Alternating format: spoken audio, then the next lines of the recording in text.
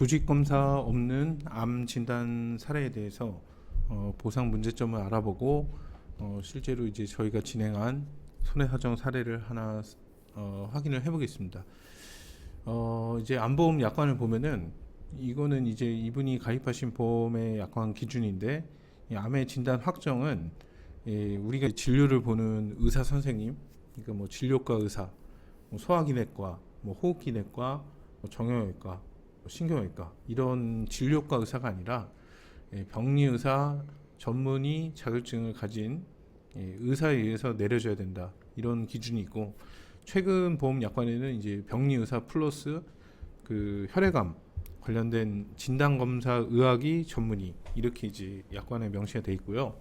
그래서 이런 의사 자격증을 가진 사람에 의해서 내려져야 되는데, 조직 검사, 혈액 검사, 이분 같은 경우는 이게 가입이 예전 보험이라서 그 미세반을 흡인 검사가 없는데, 세 가지 검사입니다. 조직 검사, 혈액 검사, 미세침 흡인 검사, 이렇게 세 가지 검사만 인정을 한다, 이런 식으로 돼 있는데, 사례는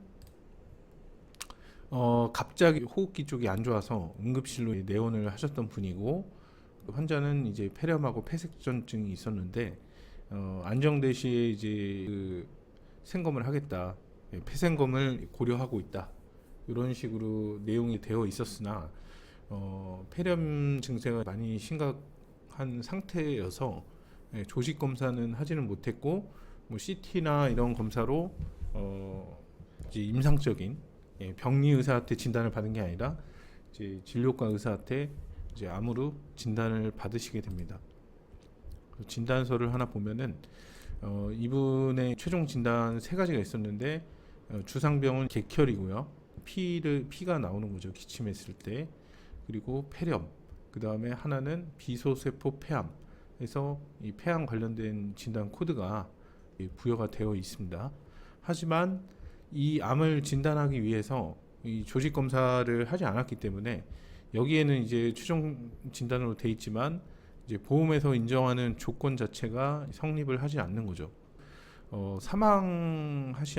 회복하지 못하고 이제 돌아가셨는데, 여기에는 뭐 폐암에 관련된 내용은 전혀 없었고 폐렴으로 인해서 사망했다, 이런 식으로 나오게 됐습니다. 그래서 보상 청구를 하셨는데 이제 보험사는 약관 기준에 맞지 않는 진단이다 해서 보상 처리를 이제 거부를 했고, 이런 사례들이 굉장히 그 처리가 간단하지가 않습니다.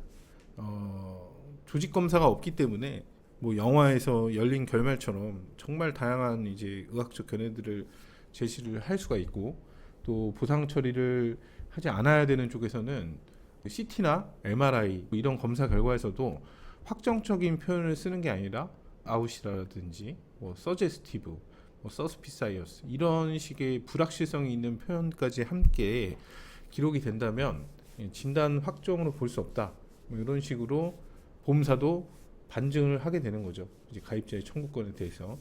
그리고 뭐 의료자문이나 뭐 다른 대학병원이나 상급 종합병원에 이게 확진이냐 이런 식으로 이제 넣었을 때는 그 확정이라고 이렇게 나오는 경우가 당연히 드물겠죠. 거기다가 예를 들어서 전제 조건을 보험 약관에서는 이런 진단을 기준으로 하는데, 상기 환자의 기록이나 뭐 CT 검사나 이런 걸로 이 규정에 충족한다고 볼 수가 있느냐?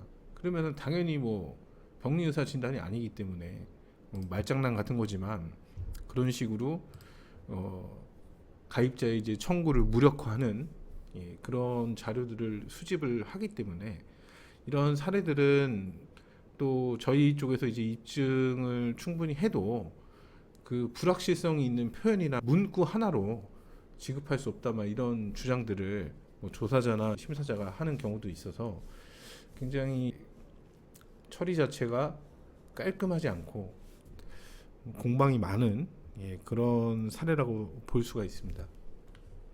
그래서 기본적으로 이 조직 검사가 없는 상태는 되게 다양합니다. 예를 들어서 뭐 이분 같은 이런 사례도 있지만, 예를 들어서 그 수술을 해야 된다, 수술할 때 한꺼번에 조직 검사 하겠다 해가지고 지금 현재 수술을 앞두고 있는 상태, 뭐 그런 상태에서는 당연히 조직 검사가 없는 상태에서도 암 진단이 내려지기도 하는데, 실제로 수술을 했을 때 뭐 기사를 하나 인용해 보자면은 암으로 이제 진단을 하고 수술을 했는데 이제 암으로 나오는 경우가 87%인가 88%인가 이런 기사가 이전에 있었던 것 같은데, 그런 식으로 이제 100% 하지가 않는 상황입니다.